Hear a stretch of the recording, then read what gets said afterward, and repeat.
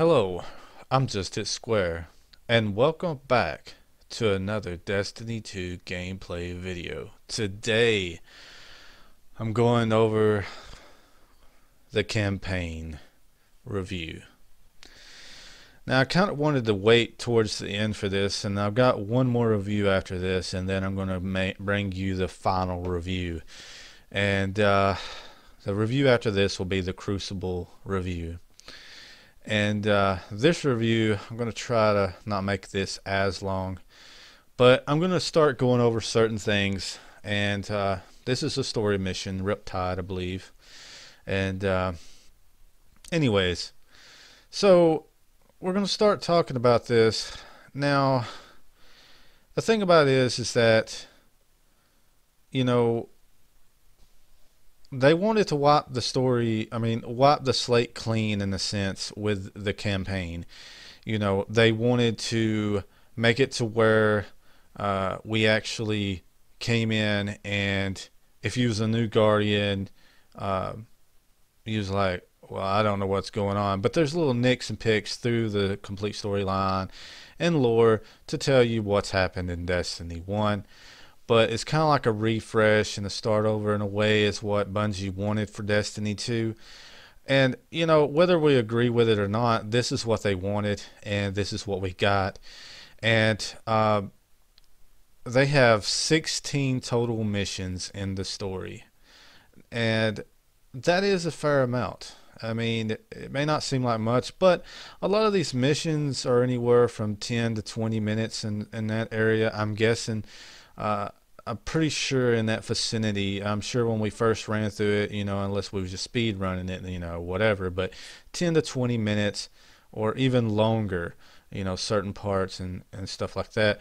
But, you know, if you wasn't as good, then there'd be more. But the thing about it is, could all of this been in Destiny 2? Well, as far as 16 missions, I don't really feel like that could have been. But, you know, this was based around the Cabal. We had to wait 3 years for the Cabal, for a storyline for the Cabal. And granted, this is a big storyline for the Cabal. This is, you know, I guess I don't feel like it was well worth the wait. But, alright, so storytelling. Is it good? Yeah, I kind of feel like it is. I kind of felt like it was good. I felt very engaged into it. I felt like I was, you know, doing something good. You know, like there was a purpose. You know, was the farm something that I liked?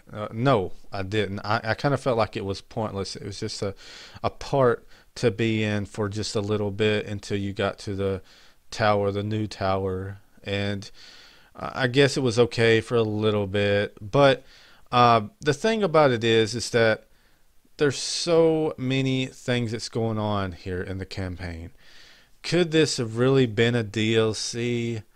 Yes, it could have been, but I don't think they would have brought one out like this. No, we had the Taken King in Destiny 1. I mean, I feel like the Taken King is better than all of what Destiny 2 had to offer. I'm sorry, guys. I'm probably going to get some hate, but I really do feel like it was. I mean, did it bring more than what Destiny 2 did? Well, no. Considering everything that Destiny 2 has brought, I don't agree that it has. I mean, there is over 50-something exotics in Destiny 2. But this is the story mission. This is the campaign I'm trying to talk about. But anyways, now, 3 years to bring us a Cabal story-driven thing, you know, DLC. Is this 2.0? I don't really know if I can call it 2.0. I mean, doing this in Destiny 1, I mean, look at the lighting. I mean, they've done a lot better with the lighting. We're going to be getting an upgrade soon for the 4K systems, you know, the PS4 Pro, the Xbox One X. We're going to be getting upgrades soon for those. Now, it's just, it's hard to really talk about the campaign and be very happy in the sense of where Destiny 2 was going. What really upsets me a lot is that there's no new enemies, guys. Okay, and don't sit there and say they are. There is no new enemies. We've got the Cabal, the Red Legion. Come on, these guys are just reskinned. If there, I guess you could say there's new enemies. There's those little hounds, maybe a few enemies that's new, but they're of the same type of enemy. Is what I'm. When I say new enemy, I'm talking about new enemy. When I see a part two of a game or a part three, whatever, a sequel, I look at a new type of enemy, a new threat. This isn't a new threat. We've always had the Cabal as a threat. And the Red Legion is something that we didn't have in Destiny 1. We do in Destiny 2. I guess you could call it a new threat and stuff like that, but whatever. Whatever. But the campaign is 16 missions.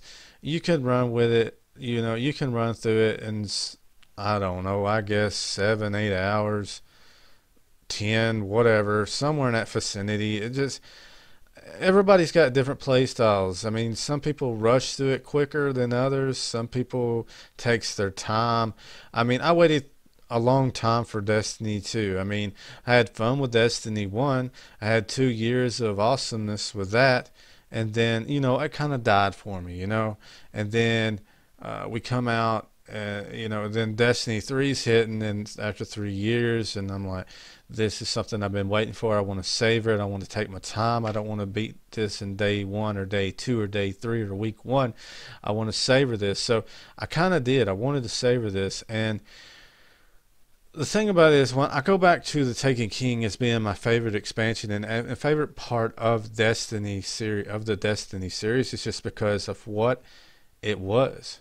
I mean, the best storyline and everything. Now, there was a lot of things that Bungie did get right with the story campaign, with Destiny, with this. They did get the cutscenes. They have more story. People like, oh, Destiny did not have no story. Well, Destiny 2 does have a story. It has a purpose why the Cabal are here. I mean, but it's a linear storyline. It's we're here to take your power. I mean, it's the same story as bad guys versus good guys. Bad guys takes away power. Good guys get power back. What really, the one thing that griped my ass the most about the storyline was how fast we got our powers back. We didn't even get to feel what it is to not be a guardian, okay? We pretty much got to walk a little bit without having our powers. Then we met our ghost. We got to go uppity uppity for a little bit, get to the farm, and then we finally got to the Traveler's Shard, and we got our first subclass back, and it was our new one, of course, for whichever class that you picked. And wow, we've got our lot back. But no other Guardian did, but we did, and we defeated all of the forces by ourselves pretty much, with Guardians that didn't have their lot. And somehow Guardians got their lot back that didn't even go and get theirs like we did. And then how linear was it that we get our other subclasses out of chest? We don't even get to really get any backline and backstory of what these subclasses really mean. Okay, other than when we went after to get them during the forest and all these things. There's a lot to be left here, a lot of lore that was not told. They put lore into the game, but they left a lot of lore out. So now, one thing with the Taken King, if you do remember in the Taken King, they said you will want to kill him once you get to him. You will want to kill orcs once you get to him. Well, when I got to Ghaul, I didn't even want to kill him. I didn't. I didn't even want to kill him. The only thing that made me mad is when he said, "And I have become legend." That's when it pissed me off, and I wanted to put a bullet right between his eyes. Okay, so that's when I wanted to kill him, not everything that he had even done. I mean, taking my powers and all them things, because shit, I got them back an hour later. I mean, hell, I'd love to be a guardian if I can lose my powers and get them back in 1 hour later, because there's a shard that fell off of the damn traveler that I can go get. I mean, what the hell is that shit at the end of the storyline after the credits? I mean, is that the darkness? Oh wait, we wasn't going to talk about the darkness in Destiny 2, but you just probably did. So don't even think you didn't. Okay, you can't have light without darkness. Woo. But anyways, you know, I really just don't know how to really talk about this, because this, I don't really want to call it Destiny 2.0. I wish they would have made Destiny and just kept pushing DLCs and expansion onto it.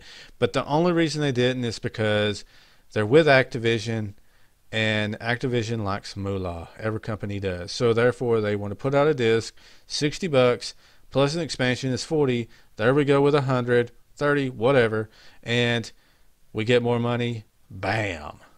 Okay. But anyways, that's my review, guys. If you liked the video, give it a thumbs up. And I mean, as far as giving the story mission, the campaign, I would give it like a 3.5 out of 5 if I had to give it anything out of 5. But other than that, if you're new to the channel, consider subscribing. And if you do subscribe, click on that little bell there and click on notifications. Other than that, I will see you next time.